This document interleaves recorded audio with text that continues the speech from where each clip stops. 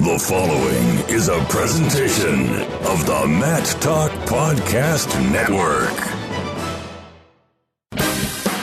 It's time to go on the mat. The Cedar Valley's longest-running radio show devoted entirely to wrestling. Brought to you by Rolling Ford and the National Wrestling Hall of Fame Dan Gable Museum on 1650 The Fan. Welcome to On the Mat. I'm Jeff Bradley. This is the monthly special edition UNI Wrestling PWC. We are going to have a couple guests today. First one's going to be Jay Schwarm, 125-pound varsity wrestler for UNI. And then Coach Schwab will come in and do the last two segments. Some updates on what we've already done the last couple weeks of competition.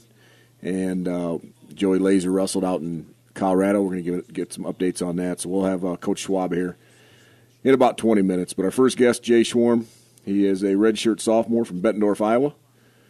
3-time state finalist, 2-time champ from Bettendorf. And we're going to start getting the questions here. But, it's a little chilly out. Picked you up on your way back from class. Yep. You all warmed up, ready to talk? I'm getting there. Warming up now a little bit.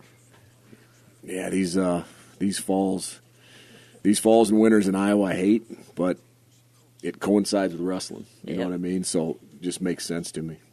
So, first-time guest, and this is going to be the easiest question you're going to have. Or maybe not. We'll see.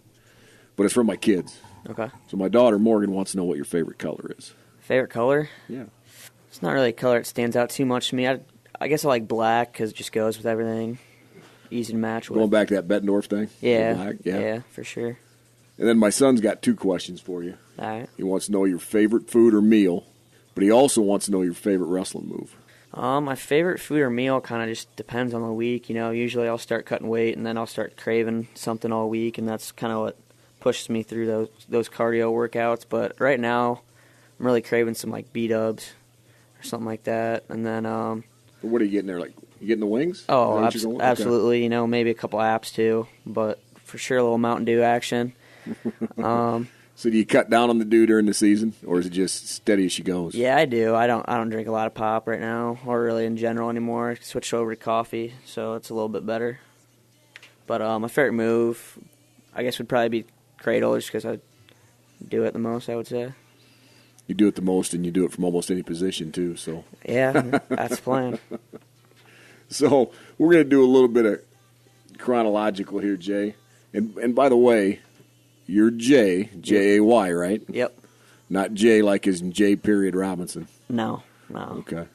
J-A-Y. I didn't think you could pull that off. I think there's only one J, and that's J. Robinson. Yeah. J. I can't compete with that. So, how did you? Well, you know what? First of all, let's back up. Want to know what your major is at UNI? What are you majoring in? I'm a communications major right now. So now I know you're a few years away from graduation. What do you see yourself doing 5, 10 years from now? I'd like to go into like sales or something like that, maybe somewhere in a business position.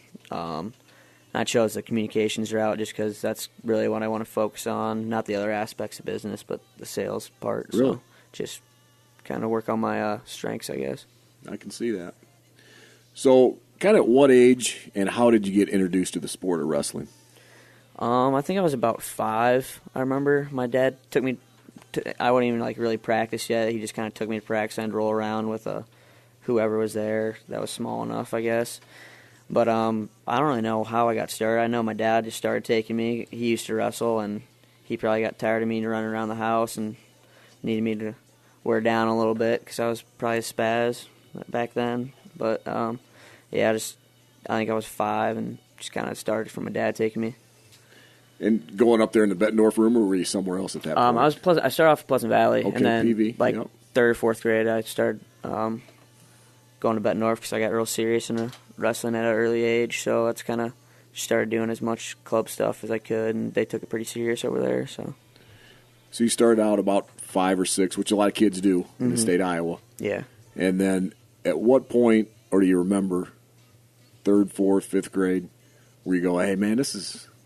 of all the sport, I like baseball, all that, where you kind of go, yeah, there's something about this. I like it. Yeah, I would say 4th grade probably. 3rd grade, I think I placed at state. I was like 7th or 8th or something, and then 4th grade I won, and that's kind of like where I started placing at big national tournaments and stuff like that. I had some national success early on there, and I just kind of fell in love with the sport and got real serious at that young of an age. So when you're talking state, you're talking state AAUs. Yep.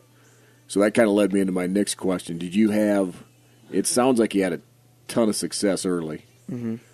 I mean, was there a point, even second, third grade, you struggled, or did it come fairly easy and you know, at the weight you were wrestling, were you winning fairly, most of the time when you competed? Yeah, I don't know. Fourth grade, I definitely just had my most success AAU-wise. I think I, pinned my way through state and placed at a lot of national tournaments. And then, every other year after that, I either got second or third at state, so I was always just, that one win away.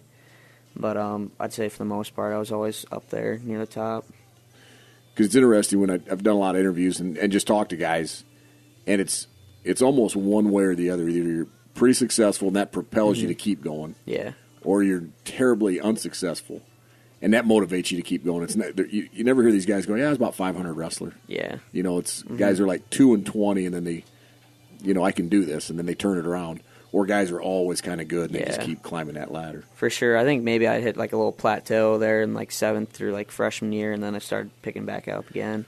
And you know what gets kids at state AUs? You age up every every 2 years. Yeah, that's true. Yeah. Sometimes that lighter weights, it doesn't matter as much, but yeah, I mean it does too though, because if I was always one of the smaller weights every year, but towards that second year, the 8th grade or 6th grade year, I was more mature, stronger. Sure. So it helped a lot, I guess, at those little weights.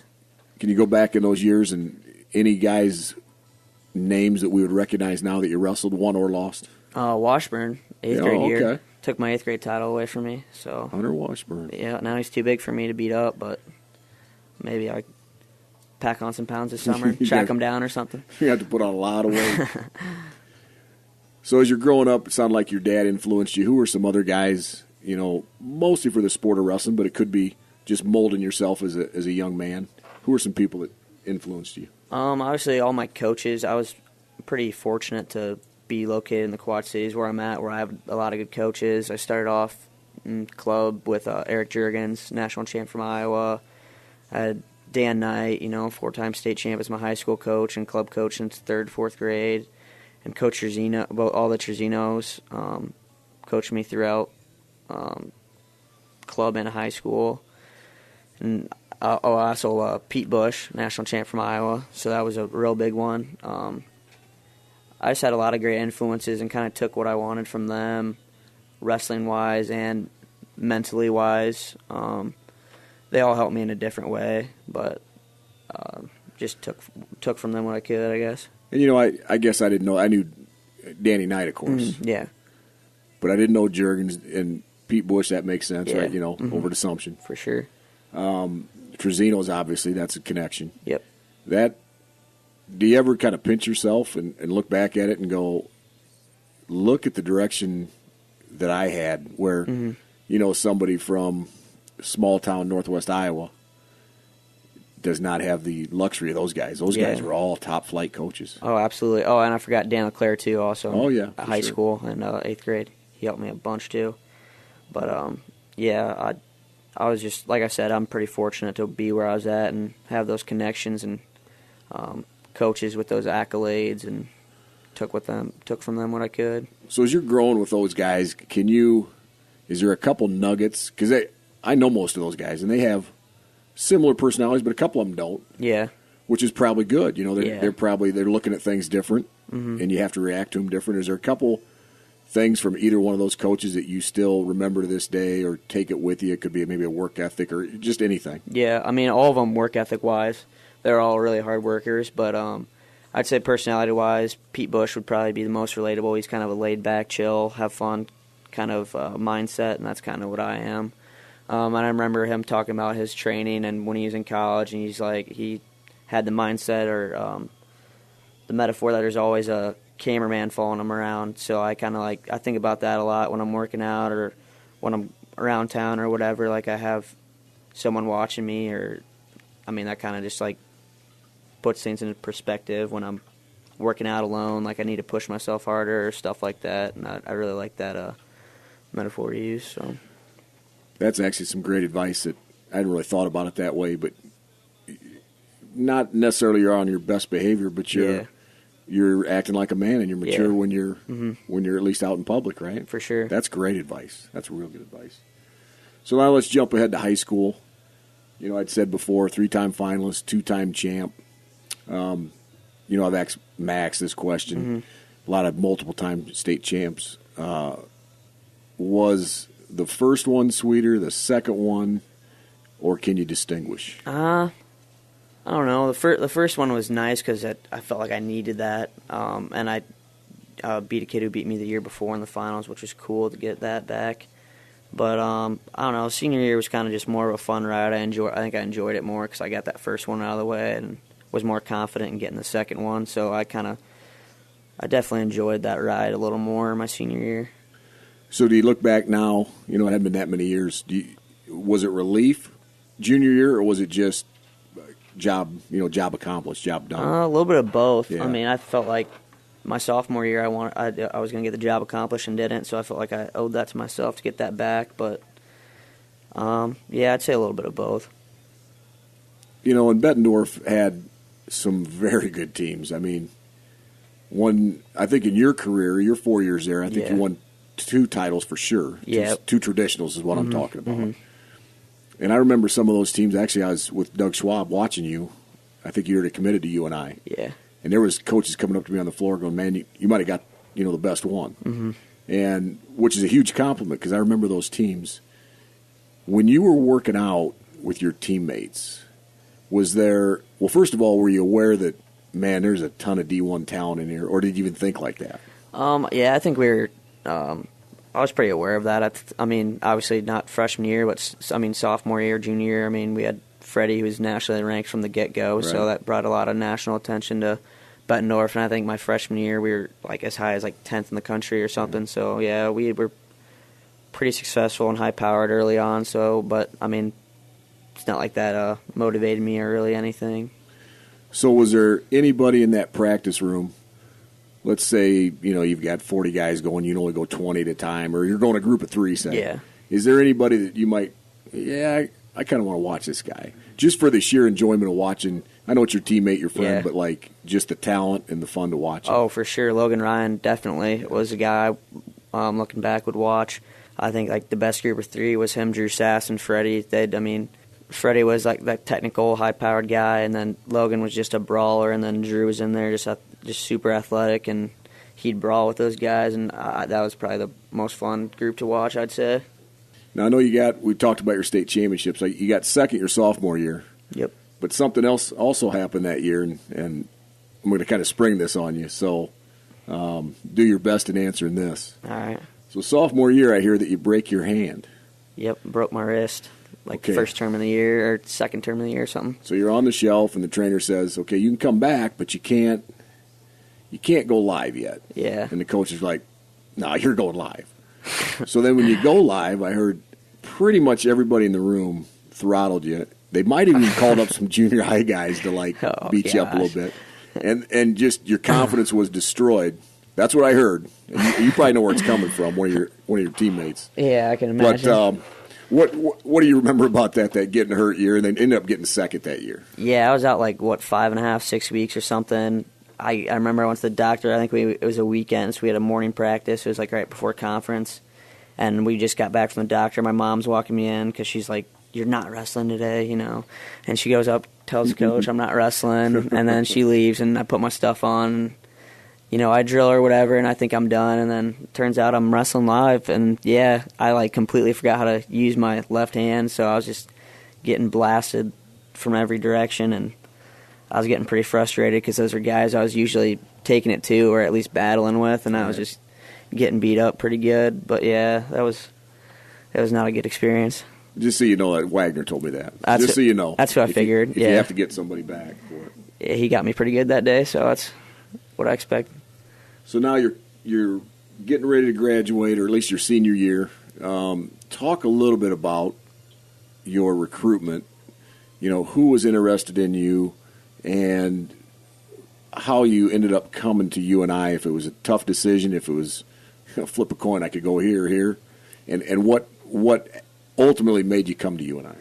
I think it was my sophomore year. I was at a camp with Dan LeClaire and I think Monticello or something, and Schwab ran that camp. And there's just something about that energy, that intensity, yet like it was fun intensity that I liked a lot. So I'd say since my sophomore year, I kind of got into UNI and kind of that really started to become the school I wanted to go to. And then I also did a team camp that Mark Schwab talked at, and I really liked his mentality too. So it was really the school I wanted to go to from the beginning. And then my senior year, he called me, and I talked to him a lot. And what was really cool about him, and you get those sales pitches from all the other schools, the business talk, the wrestling talk, but Doug would call me and just talk about whatever was going on, which I really liked. He's really personal like that, and that stuck out to me. So was it a relief getting it off the table, or was it kind of a no-brainer? I mean, I'm coming to UNI, we have to work out some details? Yeah, I mean, I would say I was pretty set on UNI. I mean, you got to act like when you're in the process, you got to act like you got to check out other stuff, and it's like, well, I guess I need like other options too to look at, and I don't want to be set on something right away, so I'd check out some other stuff. But yeah, I'd say I was pretty set on UNI. You're listening On the Mat with Jeff Bradley and Jay Schwarm.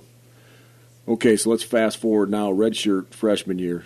Actually had a real good year. Won 3 tournaments, if I remember right, 20-4, 20-5. Something like that, yeah. Did you find that? I just know a lot of athletes, that is their toughest year. Because you're kind of out of the spotlight. Man, you've got all these other pressures with school and everything. Did you find it a tough transition, or was it not too bad? I was definitely my toughest year here. Coming in, the 2-time champ out of Bettendorf, I'm thinking I'm the man, and then I'm coming here and getting ripped up by Peters, Cologne, Albert, all those guys. But, I mean, that's the position I put myself in. When you want to succeed at this level, you got to put yourself with those guys that are going to take it to you and beat you up a little bit. So you have a pretty good redshirt year. Then last year you get in the lineup. Oh, I suppose you and Dylan split time. I mean, it was pretty close 50-50. Maybe you had more matches. I might have had more. It was pretty close. And I still remember that Missouri duel, which I just want you to talk about that real quick, where, we're down in Missouri. They're a very good team. And you've got, we win at heavyweight. We kind of upset them. Yep. And I think Missouri gets back on track if they win at 25 and you shut them down, beating Barlow McGee. You want to talk just a little bit about that? Yeah, that was just a fun experience overall. I mean, team championship on the line. I wasn't the first guy to go, which is different. Usually I'm there setting the tone, but Bartell had a huge win and got me pumped up, and I went out there and, won. So just the whole team atmosphere was probably the best part of it, team getting excited. Well, Jay, I appreciate your time today, getting out of class a little bit early to come talk to me. Good luck the rest of the year, and we'll be back with Doug Schwab on the mat. When all you want is sports, all you need is 1650 The Fan. Welcome back to On the Mat. I am Jeff Bradley. Second guest is going to be Doug Schwab, head wrestling coach, University of Northern Iowa, not entering, I mean, you're in your 8th year. Mm-hmm. I mean, you're in it. It's not like we're just starting. In the 8th year, yeah. So, welcome, Doug. We haven't talked in a while. We are going to talk some PWC stuff. A lot of UNI. We're going to talk some recruits. Yep. Technically not recruits anymore, right? No, they're signed. They're signed, sealed, delivered. Part of the family. Yep. But first we're going to talk about the babies. 6 months old. Yeah, 6 months. How's that treating you? Nah, they're doing great. I mean, they're healthy, sleeping well. I mean, I'll say my wife's been pretty incredible. I mean, I don't know if she's had a full night's sleep since we've had them, but she battles on, troopers on. But man, it's kind of fun to see their personalities start to come out a little bit. I think dads are more let's let them get a little bit older so we can do a little bit more with them, and I think moms kind of like to keep them babies. But I tell you what, little girls, I'd like to keep them young. That's for sure. You're 2 older boys. You can attest to this. They go from babies to elementary to junior high like that. Yeah. So No, enjoy the babies, even though it's... Yeah, it does go fast. I mean, I tell you that this experience has been different for me than, even the boys. Just so much more involved, I think, in being with the girls. When we had the boys, I was still training. There's a lot of things that, you're doing that I guess I do now that I didn't do when we had the boys, So it's great to be, I guess, even more part and taking care and helping and doing more than I did with the boys. So I don't know. I enjoy it. I love them. Love those girls, and man, they've completed our family. That's for sure. Also wanted to talk about your mom, Sue, a little bit. She's in a battle of her own. You want to talk a little bit about that and how's she doing? Yeah, she's my mom been diagnosed with lung cancer, bone cancer.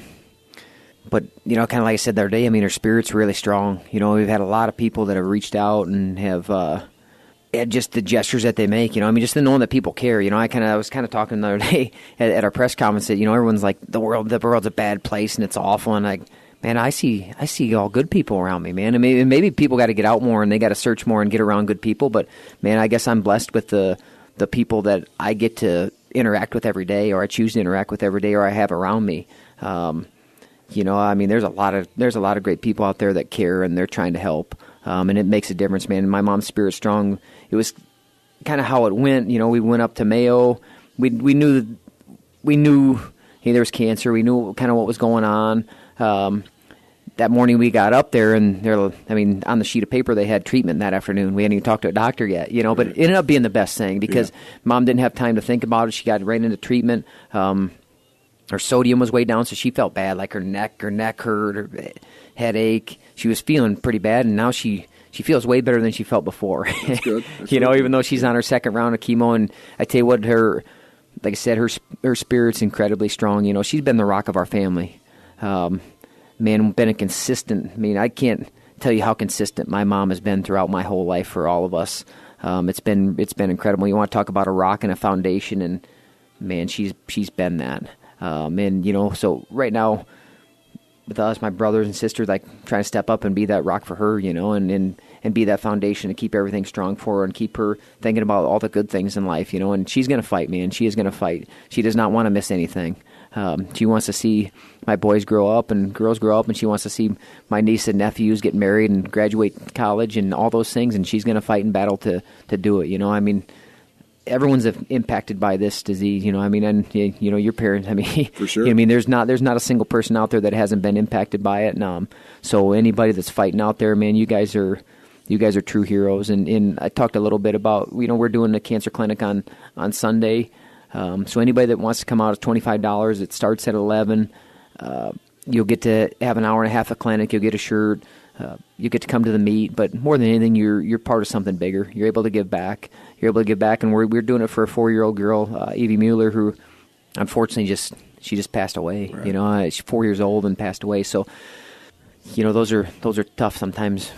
I guess kind of slap you in the face and get your perspective, right, that things aren't too bad. Life is really good. And sure. And my mom's she's had 73 really, really good years, and she's going to have a whole heck of a lot more. But anybody that's reached out to her, we appreciate it because it does make a difference. So, a little bit of that. But I tell you what, she plans on being at the meet. She plans on being there. It's really hard. She doesn't miss much. So if you happen to see her there, if you're sick, stay away. She'll be there, and we'll give her a big hug and we'll pray for her for sure. Yep. So we appreciate that. But it's always good to get a chance to talk and recognize, because we don't recognize some of those people. That are battling. Bill Bales, and I talked about him a little bit, but he helped get this started. We wouldn't have this clinics without him. So want to send a shout out to him, and I know he'll be there on Sunday. But man, just those people are inspirations to me, and how they battle and how they fight things and how they go about it. And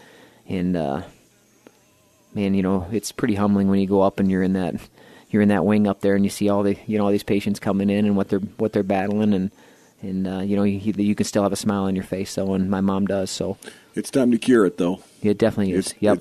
It's the smartest guy on the planet. Let's do that. Yep. Cure cancer. Yep. Okay, we're switching gears now. We're going to talk a little PWC. But I want to bring up the meetings first. So we've had our first meeting. It was, I'm trying to think what day we are on now. It was Monday night. Yep. And it was down in Waterloo. Yep, in single speed. Yep. which is also where we're going to have our socials after the dual meets. So talk a little bit about single speed opening their doors, and what's the schedule for the PWC meetings? Single speed, obviously, Dave Morgan, he wrestled at UNI. He's a state champion for New Hampton. We started using mulligans. Mulligans just wasn't big enough for some of the things that we wanted to do. If it was, we would have never left there. And I told him, as soon as he gets a place that can accommodate what we want to do, I'm going to use him because I want to support him. He supported us from day one. But single speed, new place in the old Wonder Bread factory, and it's a really cool. We'll be able to be in kind of our own area. They have I guess a party room, but then there's spillover outside of that. So you get a chance. We'll be able to talk. You can even put videos up and all that. But we had it on Monday, but I think it'll be the second Tuesday. They just changed it. The second Tuesday of each month.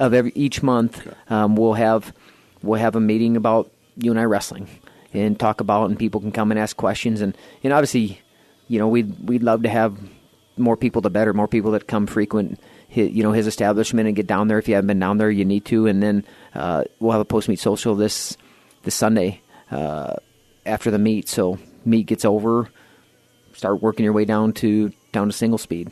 I guarantee you'll enjoy the food, you'll enjoy the atmosphere, and it's a place that you're going to want to come back to. And to me, it's wrestling. I mean, wrestling people should help wrestling people. I mean, that's. So if you're a wrestling fan, go. If it's mulligans, if it's single speed down on Main Street, right. If it's over in Waterloo, man, go give those places some business, because man, Morgan does a great job, and he supports UNI wrestling till the end. So you're listening to On the Mat with Jeff Bradley and Doug Schwab. So now we've got a new little thing we're cooking up, me and you, and it's going to happen soon. Hopefully everybody that's listening to this is friends with Schwab Wrestling, because I think that's how we're going to do it. Yep. We're going to do a Facebook Live Doug Schwab Wrestling Show. Yeah. Go ahead. Just go ahead and talk about that, Doug. Well, David Harris has been doing something similar. I don't know if anyone's seen, but just you have an opportunity to, you can type in questions. You can message us before, but just we'll sit and talk about wrestling. You guys can ask questions. We'll be open about things, and just I guess want to spread our message more and get out there more. It's one way for us to connect with people maybe that aren't in the Cedar Valley or get to come to UNI. Social media can be a great thing just with being able to spread the word and being able to, I guess, and get a little bit of personality of what our program's about and what we're about and how we go about things. I think it's a great thing. Anytime that we can get out in front of people, we want to get out in front of people, and we'll try it with this. Hopefully, it can build on something new. But we're going to try it, and we'll start trying to do it. I think we'll go Wednesday. We're gonna figure it out, but we're gonna try to go once a week, and then just keep it going, keep the word out there, and then really, I guess, try to build a following, because I think we have a good one. But just the more information we get out there, the better, and the more that we can connect with people and keep them up to date and keep them in the West Gym. And this year we have a pretty good chunk of time where we don't have anything in the West Gym, so we want to keep people connected. I'll tell you what I like. Now you're kind of global. If Ryan Loader in California, UNI Panther from a couple years ago, wants to have a question, he can have a question. Yep. And we can talk to him. Or he can message us. If Taylor Lujan's mom wants to message us from Georgia, it's going to be cool. Yeah, we connect with. You do connect with the world, so it's great for us, and we'll put it out there, and hopefully people will. I guess we'll get on and ask questions and be part of it. So for Panther Wrestling Club, we had Joey Laser out at the Schultz out in Colorado. Oh, goodness, that's been about 2.5 weeks ago now. And then a couple former PWC guys, Blaze Cobble and Joe Colon. Yeah. So let's talk about Joey Laser's performance first, and then we'll go into the other two guys. He wrestled a couple Korean guys, and the thing with foreigners, if you haven't felt them, it's a different feel. I'm not trying to make any excuse for them. It just, they don't push back. They don't quite give the same feel in certain situations. And the thing is sometimes the results don't always come when you want. You have to have some faith that you keep working, and he's been doing a good job, man. He's gotten stronger. he's been very consistent, and now you just got to stick with that because, man, you just got to keep knocking at the door sometimes. and sometimes that thing gets knocked down, sometimes it gets cracked open, and you just got to keep working. I like what he's doing. I know he didn't have the tournament that he wanted, but, man, I can't tell you how many tournaments I've left and it wasn't the tournament I wanted. So does he come back and get to work and continue to believe in it? That's what's most important to me, and that's what he's doing. As far as those other two guys, you know, Blaze was able to beat a world champ. I mean, that's a big deal. You know, there's not, I don't know how many guys have beat a world champ, but that's a big deal. And, you know, I kind of said before, I don't care. It doesn't matter when guys go somewhere else. If they were part of our program, they're still part of our program. Like, I don't care if they go train somewhere else. I don't care if they go coach somewhere else. Man, nothing can take away the time and effort that they put into the program when they were here. Nothing can. So, man, to me, because sometimes I think people are like, you really want that guy to do? Yeah, for sure I do. I want him. I want him to whip everyone's tail. That's awesome. I think it's a great thing because he's still a UNI Panther. Even if he's out in Fresno State, he's still a Panther, and we're still part of that. And we still. Like I told those guys, man, I'm proud of them and want to continue to see them build and get better. You know, Joe looked good. Scored a lot of points. He can always score points in bunches. Yep. For him, it's being consistent in his training and in his life. If he is able to do that, then I believe that he's one of the best guys there is. But, you know, he's got to stay consistent with it, man. That's all he's got to do. And he's going to keep scoring a whole heck of a lot of points. So good for those guys. I'm happy for him. I want to continue to see him build and you know, move forward from here. So we're going to go from that, post-collegians, to guys that aren't in college yet.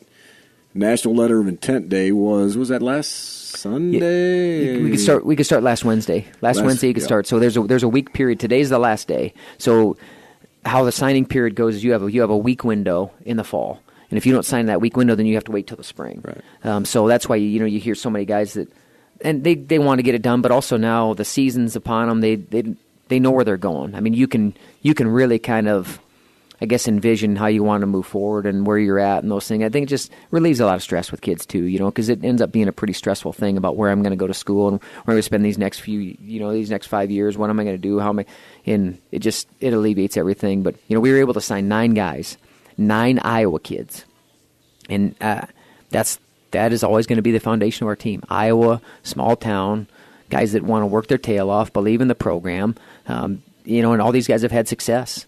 I mean, we're talking I think we got 4 or 5 guys that have been in the national rankings, you know.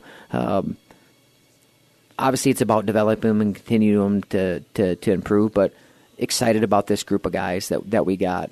And they're all excited to be here, too. I think that, to me, you can't understate enough how important it is to have guys that want to be part of the program and want to carry it forward, but also want to take it to new heights. And that's what these guys want to do. Let's go through a couple of them. And what's interesting is you're going to hear a couple guys from Fort Dodge, a couple from New Hampton. Yep. We've got Fort Dodge on our team now. We've had New Hampton in the past. It's just we're starting to build this camaraderie with these really good Iowa teams, and these folks want to come here. But let's stay with New Hampton. You know, you've got Michael Blockhouse and Noah Glazer. Mm-hmm. Well, he was Millage when we first signed him. He was Millage, but he changed his name to Blockhouse. The first guy that we signed, and I tell you what, when you get that first domino to fall, and I told him, I said, when one guy when you sign, it impacts Fox. It impacts McConkey. It impacts Rick and Lara. It makes a difference. It starts to get things moving. Right. And we were able to get him, his verbal commitment early, and it got a lot of momentum for us. He had a really good Fargo. He's so explosive, quick. He's been able to come up and be around too. You know, I mean, with the RTC stuff. And you just got to see him grow. I mean, I'm excited. I'm excited for this guy because I think he's really just scratching the surface of the wrestler that he's going to be. Glazer, very raw, but big kid, going to wrestle extremely hard, very coachable. A guy that he's nowhere near as good where he's going to be. And big guys that wrestle hard, that's a good thing. You kind of talk about the program they come from. We've had some other guys, so you have a really good idea of what you're getting. what they've been around. And those things, having more insight in a guy, it helps us. It helps us be able to coach them better. It helps us be able to make adjustments. It helps us knowing those things. And I think the more that we know guys, the better that we can coach them and the more we can get out of them. And, you kind of go into some of those guys that we've got that have some connections. Obviously, the guys that are here enjoy what's going on.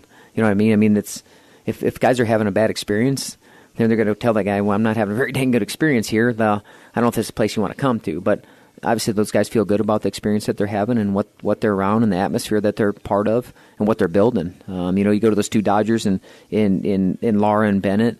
Neither of those guys have won state titles yet, but they've won national events and they've beat really good guys.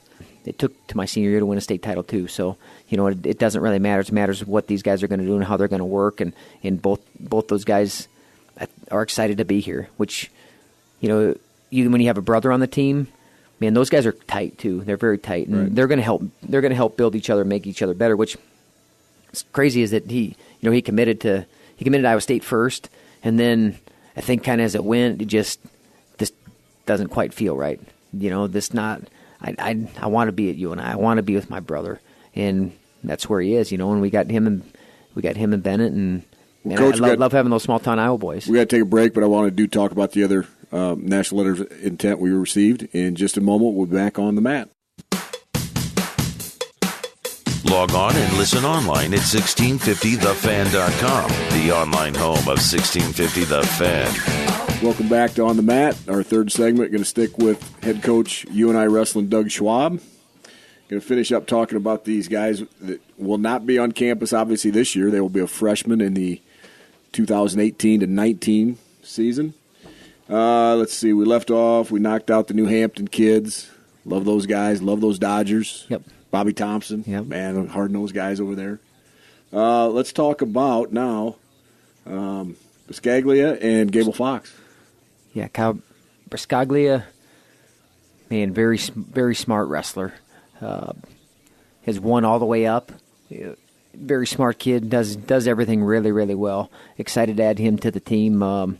He's going to make the other guys around him better. And I think that's one thing that we're really trying to find. We're trying to find guys that they make everyone else better around them, and they care about everyone else around them. So it's not just about me. It's like I want to give back to my team. I want to make the other guys around me better. And he's trying to do things at Waukee to do that. It's kind of a newer program. They haven't had a ton of success, and he's been able to be a two-time state champion, looking for his third this year, and like I said, excited to have him on board. Gable Fox, a legacy, his dad wrestled here, and he was a guy that him and Michael are really close, good friends, training partners, and it was like, as soon as he's coming, yeah, I'm coming too. Right. I'm coming too. I'm ready to come, and very dangerous, score a lot of points. In a lot of positions, can pin a lot of guys. A little bit, like Schwarm. Where he's got a really dominant position. He's really good on top, cradles a lot of guys. Going to continue working, get better on his feet. But, man, I love how he loves the sport. And just kind of a Matt Rat, small town Iowa, Bosco. And I know he's looking for his first title this year. And, man, he'll be a tough guy to stop. I know that. He's going to be real hard to beat. At 138 and 1A, he can be real hard to beat. Yeah. So let's move up to a couple of the bigger guys. Bryce Esmoil and John McConkey, big old heavyweight. Yeah. Esmoil, very hard-nosed, tough, good on top. Some of these guys haven't wrestled a lot nationally, so I think sometimes people are like, well, I don't know how good the guy is. He's a good wrestler. When you have big guys that they're hard-nosed, they can wrestle. They wrestle well. They're athletic. I guess I'm always surprised that more people aren't recruiting those guys. Which that's fine with us. We'll take them all. We got 9 Iowa guys. We'll take them all. You guys, no one else wants them. I think with heavyweights, when they look like Isley and McConkey, yeah. I think a lot of wrestling coaches automatically think they're playing football and don't even give them a chance. I'm glad sometimes. they're not. Yeah. I'm glad they're not. McConkey is going to be a good heavyweight. Started late in the sport, but he's about 260. He's solid. He's got really good feet, good leg attacks, and he's just kind of scratching the surface. He's going to help Carter. Him and Carter are going to help. We talk about making each other better and raising each other's levels, those guys are going to do that. Excited for him. I think that he's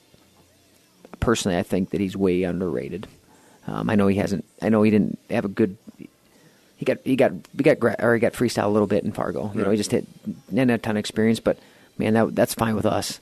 He was a guy that we wanted to get, and I know some people are like, well, you know, you got Isley for a couple more years, but man, we have to continue to get the best guys that we can. We have to continue, especially in-state kids, and then have a ton of potential and that can make each other better. Man, we have to get those guys, and there's, you know, nothing's guaranteed as far as guys being healthy. What can happen?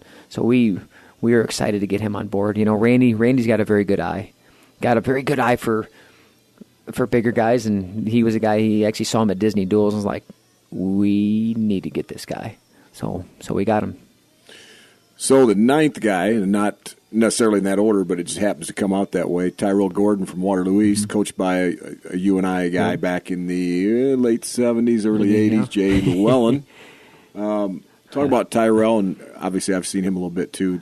I like him a lot. I bet you Jade doesn't scrap with him much anymore. Probably not anymore. You know, we kind of say raw a little bit about a lot of these guys, and they are. That's okay. Their ceiling, they have so much more room to grow. You know, and I just think you put those type of guys that love the sport. I mean, everything that I've heard, this guy works his tail off.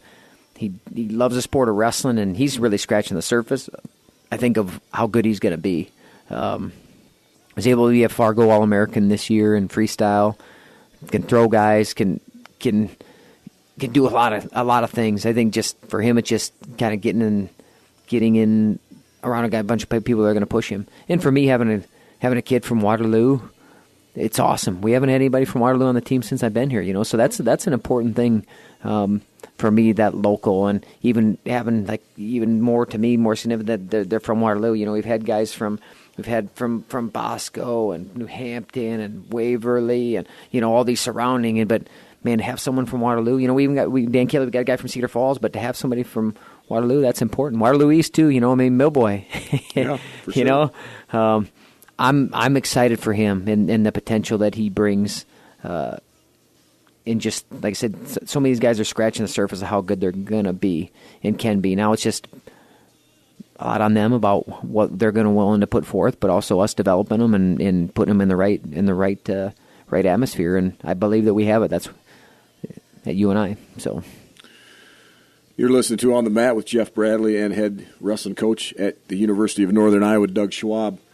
Now let's switch gears to guys actually currently wrestling for you. And got to start out with the All-Star meet. Huge honor for two of our guys that competed out there. It was out in Princeton, New Jersey. Max Thompson actually wrestled a guy from Princeton, so might have got, kind of going against the hometown crowd a little bit there. And then Drew Foster got a bid to also wrestle in the All-Star meet against Pete Renda, who's an All-American, I believe, a couple years ago. Yeah, 2 years ago. He redshirted last year, was third the year before. Drew was able to get the first takedown, really good reshot, just hung out in a position just a little bit too much. The guy had him in a front headlock a ton, and then he was able to step around the elbow and then got a takedown, and the guy's really good on top. Yeah.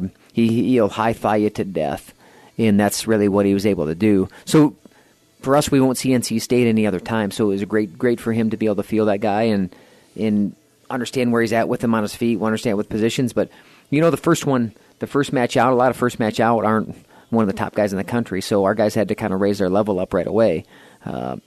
Good for Foster. He's only going to get better throughout the year. I think you saw it on Saturday as the day went. He got better, and I think just getting him out there again. Like I said, kind of coming off when your last matches were the national tournament, and now you're coming and maybe nothing against the Grandview Open, but it's not the national tournament. So sometimes guys, they have to be able to adjust and get themselves back up in those situations. So he's just getting, I think, round back into form. Max, actually pretty impressive how he was able to finish that last score. Got in on the legs, I think, like at 48 or 49 seconds, and then it finished with about 5 seconds left. But just the awareness that he had, because the guy stymied his offense pretty well. He's really short and squatty. He was able to hit one good re-attack on him, kind of really what we figured that he would do. So he wrestled his game plan to a T, but Max was still able to find a way, and I think that's what some of the best competitors, even when they don't feel the best or it's up against them, they still find a way. And man, I went back and watched, and I didn't give them enough credit because I saw a different angle of it because I was on the other side of the mat, but they had the other view and how his toe was still in bounds and how he was able to turn him back in. I mean, like that was incredible awareness, and just some grit and fight and determination to get the score too. So was a good win for him. And then last week he as it went, man, he got better and better. And just excited to see these guys continue to grow. The guy that led things off for you, Schwarm. I don't think you could have a better guy start off your program because he's the leadoff guy, man. He's a leadoff hitter for our team. Just kind of how he walks around, how he goes about things. Man, it's just energy. It's energy. It's pizzazz. It's enthusiasm. It gets the other guys going. Just to how he kind of struts around out there. But then how he goes and competes, man. And I'm going to put somebody on their back. I'm going to pin somebody. I'm going to take them out. And that's how he's been competing. 33 Wagner's done some really good things. There's been some really good flashes of wrestling. And I'm going to skip over guys, and I know don't mean to, but I mean. But we had 30 guys wrestling two different weekends, so you can't hit on everybody. But let's hit the highlights. And I'm kind of going on the guys that you'll see at Cornell this weekend and that you see at NDSU meet.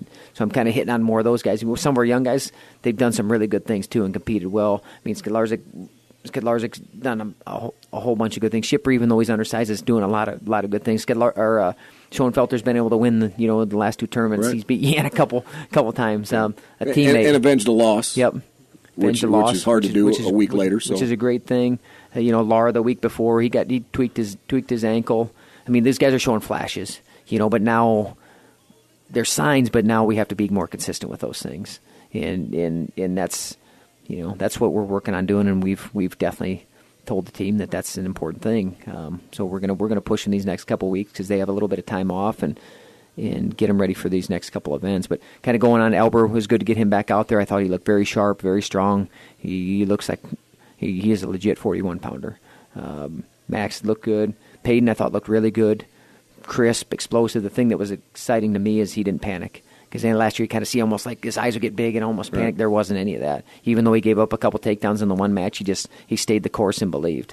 And then Logan Ryan, wrestling a really hard pace. Like just beating. The guy's a competitor. He's a competitor. Just beating the heck out of guys. And in our other guys, when you have your other guys and they're watching and it gets them excited, that's a great thing. That is a great thing when other guys are like, man, I love watching this guy compete. And I think we have a lot of guys like that, but that's a good thing for us. And I told him, man, I love it. I love it. I love that you're competing like that. It raises our level.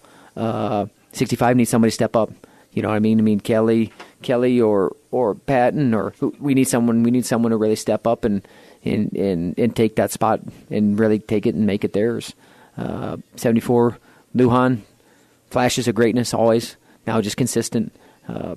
Foster getting better. 97, got to get Hogg healthy. You Sheedenhelm flashes. I mean, flashes. And you're like, sometimes I'm like, oh my goodness, look at this guy. Holy cow! And then sometimes you're like, it's just part of the maturity. He's just got to mature more and get to be more seasoned. When he does, I think he is a legit one of the best 97-pounders. It takes a little time. I like that. Smooth out some rough edges, but and that's okay. It's in that body. It's in his body. And sometimes it takes a little bit longer than you want it to, but it's there. And then I've seen some really good things out of Isley, man. I like that finals match he got behind, and he didn't panic, and he went and pulled the trigger again, even though he got scored on, because sometimes that wouldn't happen last year. So you're seeing growth. You're seeing these guys get better. You're seeing some of the things that we talked about and work on throughout the spring and summer and fall taking hold. Now we just have to continue to see how much ground we can cover from the start of the season to the end of the season, and not get so focused on just the next thing in front of us. Like we're focused on the big picture here, and that's why some guys maybe aren't wrestling yet, because we're focused on the big picture, getting them really healthy or getting them in the best spot that where they can compete and compete for a national title. This weekend I said NDSU on Sunday, 2:00. A packed West gym makes a difference. It's a very hostile, it's loud, it's a rowdy environment, but I tell you what, you only get 4 opportunities to watch this team in the West Gym this year, and this is one of them. They're going to be a fun team to watch. I know. I mean, it is a fun team to watch. So want the fans to know that they make a difference and want to have them out there and want to have it loud, hot, rowdy, everything. Now we're just going to go bring the fight for 7 minutes. We'll be out in Cornell on Friday night. I'm not sure if that's televised somewhere. They got a good young team. They've had a great history in the program. Rob Cole, his dad was here. It sounds like they're going to come back next year, and I think we'll hopefully something that we can keep going. I think it'd be great to be able to honor him and his family and his dad. Have him back back into the gym, get to see the wrestling room that's named after him. But we look forward to going out there and really just being able to compete as a team, because the tournaments you don't really get that chance. It's not really a team. You're a team, but you can't really build off each other, and that's what I'm looking forward to this weekend. And travel back on Saturday. Sunday we'll compete again. We have next week off. We'll get some really good training in. Guys are good to get home for a couple days, and then we got Vegas. Vegas, and the week after that's going to be UNI Open yep. and North Carolina, and that's going to be it for the first semester. So yeah, it always goes quick, but it's good to get our guys back in competition and really just and see where we're at, because now we can really pinpoint some things. We knew some things, but when you get them out there, it's just different, and I think you can really okay, you see where you're getting beat here. I think we've been talking about in the room, but now all of a sudden you see it in competition, they're like, oh yeah, and then it really takes hold more. But man, our guys are competing well. They're being a fun team to watch. Guys are scoring a lot of points, and I know we look forward to getting on the mat in Cornell and then getting into SU. I appreciate it, Coach, taking your time out of your day, and good luck the rest of the year. We'll catch up again in the new year. Good night, everyone. You've been listening to On the Mat, the Cedar Valley's longest-running radio show devoted entirely to wrestling. Brought to you by Rolling Ford and the National Wrestling Hall of Fame Dan Gable Museum on 1650 The Fan.